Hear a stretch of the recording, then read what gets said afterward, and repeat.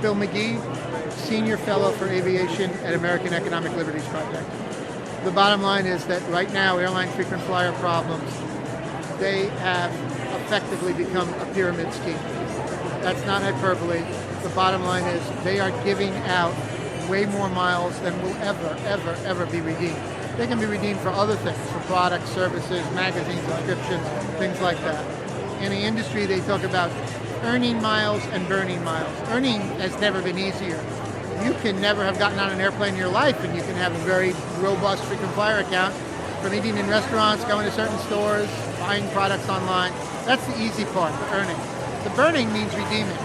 Well, the fact is, passenger loads, what the industry calls load factors, they are the highest they've been since World War II, when U.S. airlines were troop carriers. So you're not imagining it. That's why you're in a middle seat, crammed in, and there are people elbow to elbow, and that's why every time you get on a flight, the flight attendants are saying, hey folks, the flight is full, please, make room.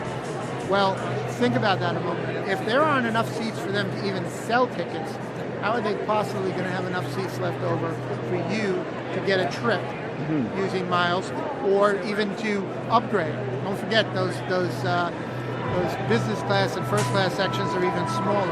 There are not enough empty seats, period. Yeah.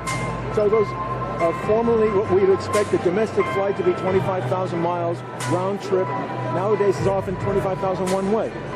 Absolutely, and that has happened over time. If you go back and look at the history of these programs, going back to the early 80s, really, when American launched Advantage, that was the first big major airline frequent flyer program. That was, I think, 1982, so we're talking more than 40 years. If you go back and look at the history, the goalposts just keep getting moved and moved and moved further and further. And there is every reason to believe that they will continue to move. So if you started a program today on good faith and you look at what the rules are and the redemption, there is nothing protecting you if the airlines, by the time you finally, let's say in 2 years, you feel you've played by the rules and you've accrued enough miles, you've been loyal to them, you've booked flights with them, and now you're ready to redeem, guess what? In 2 years, those goalposts will have moved again.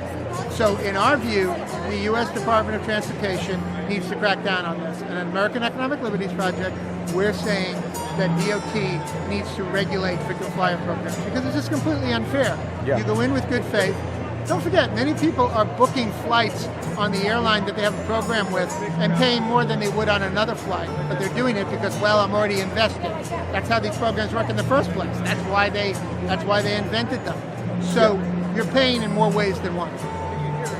Do you think TV news is lax on this issue because they're concerned about losing advertising revenue from the airlines? It's a fair question. I don't know. I do know that I haven't been asked it very often on TV news lately. I get asked a lot of questions from TV news outlets about airlines, but there hasn't been a lot of talk about frequent flyer programs lately. Yeah, interesting. Thank you very much. Thank you.